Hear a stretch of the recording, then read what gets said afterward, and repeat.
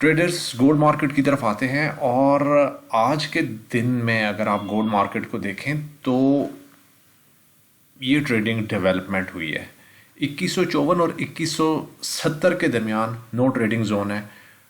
Gold को movement करने के लिए H1 का क्लोज चाहिए 2170 से ऊपर या H4 की क्लोजिंग चाहिए 2154 से नीचे।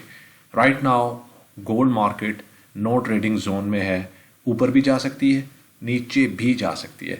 MACD को देखें तो वो नीचे की तरफ पॉइंट कर रहा है, लेकिन अगर गोल्ड मार्केट 2154 पे रेजिस्ट कर गई तो फिर हमें बाइंग में जाना पड़ेगा 2200 की तरफ, 2250 की तरफ। और अगर 2154 पे पेनिट्रेशन आ गई तो फिर मार्केट 2100 की तरफ जाएगी और 2050 की तरफ जाएगी। ये ट्रेडिंग स्ट्रक्चर आप आज के लिए जहन में रखें। H1 पे हमें चाहिए 2170 और H4 पे हमें चाहिए 2154। अभी तो मार्केट रेंज बाउंड है बिटवीन दीज टू एरियाज, और जब तक इसके बीच में हम ट्रेडिंग नहीं करेंगे बड़ी ज़बरदस्त ट्रेडिंग अपॉर्चुनिटी यहाँ पर बनने वाली है। अगर आपने उसको वेल प्ले कर लिया तो आपको प्रॉफिट बनाने से कोई भी नहीं रोक सकता।